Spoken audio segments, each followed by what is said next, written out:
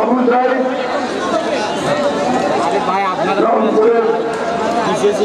রক্ষা বিশ্ববিদ্যালয়ের আরো জাতীয় স্বাদ দিয়েছে। বাংলাদেশে এই ভয়াবহ ফ্যাসিবাদী ঘড়ি সরকারের পদত্যাগের দাবিতে, তাদের পতনের দাবিতে সারা বাংলাদেশে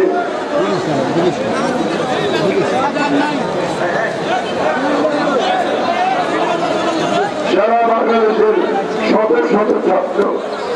নাগরিক তারা বুকে রক্ত ঢেলে দিয়েছে। প্রিয় বন্ধুরা, আজকে এই বাংলাদেশের মুক্ত এখনো পুরোপুরি স্বাধীন হয়নি। আপনারা জানেন আমাদের দেশপ্রেমিক সেনাবাহিনীর হস্তক্ষেপের ফলে আজকে হাসিনা পালিয়ে যেতে বাধ্য হয়েছে। জনগণের চাপের মুখে যখন গণভবনের দিকে লক্ষ লক্ষ মানুষ আসছিল, সেই ভয়ে হাসিনা ভারতে পালিয়ে গেছে। কিন্তু ভারতে পালিয়ে গিয়ে সে চুপ করে নাই, যে ভারত থেকে আমার ষড়যন্ত্র করতে, চক্রান্ত করছে। বাংলাদেশে সংখ্যালঘু সম্প্রদায়ের উপরে নির্যাতন হচ্ছে, এই দোয়া করে আন্তর্জাতিক বিশ্বকে বিভ্রান্ত করবার জন্য, মানুষকে বিভ্রান্ত করবার জন্য নতুন চক্রান্ত শুরু হয়েছে। বন্ধুরা, সেজন্যই আমরা সম্প্রীতি সমাবেশ করি। আমরা হিন্দু, মুসলমান, বৌদ্ধ, খ্রিস্টান একসাথে আমাদের নতুন স্বাধীনতা পেয়েছি, সেই স্বাধীনতাকে সুসংগত করবার জন্য আমরা এই সম্প্রীতি সমাবেশ করছি। আপনি নিশ্চয় জানেন আজকে সারা বাংলাদেশে 14 এবং 15 তারিখে আমরা নই সমগ্র রাজনৈতিক দলগুলো তারা আজকে হাসিনার বিচার দাবি করে সমাবেশ করছে। খুন করেছে, শত শত নাগরিককে খুন করেছে, শত শত মানুষকে হত্যা করেছে, তারা বাংলাদেশের অর্থনীতি ধ্বংস করেছে, তারা বাংলাদেশের রাজনৈতিক সমস্ত প্রতিষ্ঠানগুলোকে ধ্বংস করে দিয়ে হাসিনা একটা এক রাজত্ব পরিবার তন্ত্র ফ্যাসিবাদ কায়েম করেছিল। ভেবেছিল কোনদিন থেকে ক্ষমতায় যেতে হবে না, তাই না? খুব মর্মর করছিল, আমি কোনদিন পালাবো না, আমি শেখ মুজিবুর রহমানের মেয়ে, আমি পালাই না। একেবারে রেল গুটিয়ে আধা ঘন্টার মধ্যে হেলিকপ্টারে করে পড়ে গেছে। ওই ভদ্র কোথায়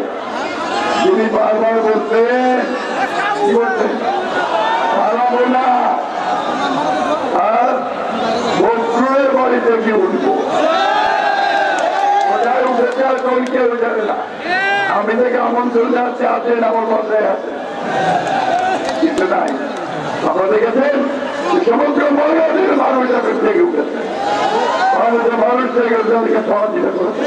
যারা হাজার হাজার মানুষকে হত্যা করেছে, আমাদের বিরুদ্ধে মিথ্যা মামলা দিয়েছে। এখানে একজন মানুষের নাই যার বিরুদ্ধে মামলা নাই, প্রায় 100 মানুষের বিরুদ্ধে মামলা দিয়েছে। বন্ধুগণ, এই ভয়াবহ জালেম হত্যাকারী খুনি সরকার বানিয়েছে, পতন হয়েছে, কিন্তু তাদের প্রজাত তারা এখনো বাংলাদেশে রয়েছে। আমরা পরিষ্কার করে দাবি করেছি যে সমস্ত পুলিশ কর্মকর্তারা, সব পুলিশ খারাপ না, যে সমস্ত পুলিশ অফিসাররা এই হত্যাকাণ্ড চালিয়েছে তাদেরকে অবিলম্বে গ্রেফতার করে তাদের বিচার করতে হবে,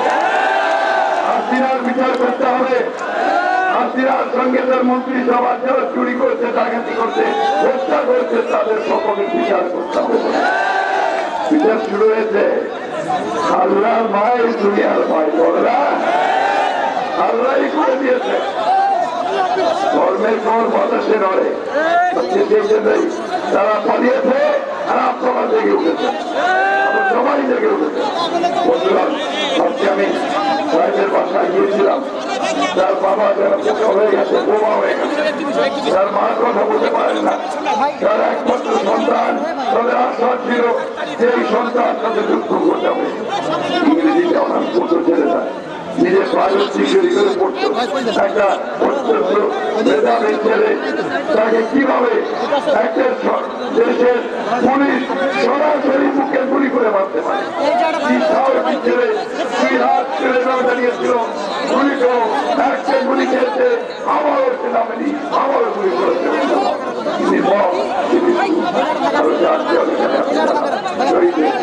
সারা বাংলাদেশে অসংখ্য মানুষ শহীদ হয়েছে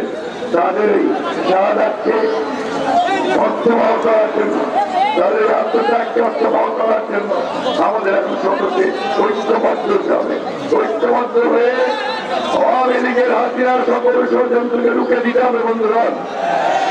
আপনারা সব জায়গায় এই নাগরিক কমিটি গঠন করে শান্তি শৃঙ্খলা রক্ষা করবে আমাদের সাম্প্রদায়িক সম্প্রীতি রক্ষা করবে বাংলাদেশে হিন্দু মুসলমান বৌদ্ধ খ্রিস্টান আমরা সবাই একসাথে সেখানে যারা কেউ সুযোগ না নিতে পারে এটাই হচ্ছে আপনাদের কাছে দেশের আপনাদের কাছে আহ্বান জানিয়েছেন যে প্রতিহিংসা নয় প্রতিশোধ নয় আমরা ভালোবাসা প্রেম দিয়ে সমস্ত মানুষকে একত্রিত করে আমরা নতুন বাংলাদেশ করে তুলব এই বাংলাদেশে আমাদের ছাত্র নেতারা ছাত্র সমন্বয়কেরা ছাত্ররা যে ভূমিকা পালন করেছে দেশকে স্বাধীন করার ব্যাপারে আর তাদেরকে সেলুট করা জানাই তারা আজকে সামনের দিকে এগিয়ে থেকে ভ্যানগার্ডের ভূমিকা পালন করে এই জাতির দ্বিতীয় স্বাধীনতার পক্ষে পরাজিত করেছে আমরা 15-16 বছর ধরে লড়াই করছি আমরা জেলে গেছি আমরা অবস্থান নিয়ে হয়েছি বন্ধুগণ আজকে ছাত্র জনতার আমরা সুদৃঢ় করতে হবে জনতার সুদৃঢ় করতে হবে সমস্ত রাজনৈতিক যাদেরকে আমরা পরাজিত করেছি তারা আর কোনোদিন ফিরে আসতে না পারে সেই দিকে আমাদের লক্ষ্য রাখতে হবে নতুন যে সরকার গঠন হয়েছে অন্তর্বর্তীকালীন সরকার ডক্টর ইউনূস সাহেব নেতৃত্বে আছেন একজন আন্তর্জাতিক খ্যাতি সম্পন্ন একজন অর্থনীতিবিদ নোবেল লরেট তিনি এখন দায়িত্ব নিয়েছে এই দেশকে পুরো গঠিত করবার আমরা সবাই তাকে সাহায্য করেছি সহযোগিতা করছি বলেছি আমরা তাদেরকে সম্পূর্ণ সমর্থন দিয়েছি এবং ছাত্র যারা এত বড় তাকে অসাধ্য সাধন করলো তাদেরকে আমরা সহযোগিতা করছি আসুন আমরা সব জাতি আজকে ঐক্যবদ্ধ হয়ে এই ভয়াবহ দানবীয় সরকার তারা পরাজিত দেশ চাই নয় এদেরকে আমরা নির্মূল করে দেবো দেশে গণতন্ত্রের প্রতিষ্ঠা করবো গণতন্ত্রকে আমরা সত্যিকার অর্থেই প্রতিষ্ঠা করবো মুক্ত হয়েছেন কিন্তু আমাদের অনেক নেতা এখন কারাগারে আছে আমাদের নেতা তারেক রহমান তরুণের নেতা তিনি এখন বিদেশে নির্বাচিত হয়েছেন তাকে আমাদের ফিরিয়ে আনতে হবে তাকে অবিলম্বে ফিরিয়ে আনার দাবি জানাচ্ছি একই সঙ্গে যারা এখনো জেলে আছেন তাদের মুক্তি দেওয়ার জন্য দাবি জানাচ্ছি বন্ধুগণ এখানে অনেকে অনেক কথা বলে গেছেন আমি আপনাদেরকে সেই ধরনের কোনো কথা দিতে চাই না তবে এইটুকু বলতে পারি দীর্ঘদিনের মানুষ অনেক ত্যাগী মানুষ আমরা সবসময় তাদের পাশে থাকি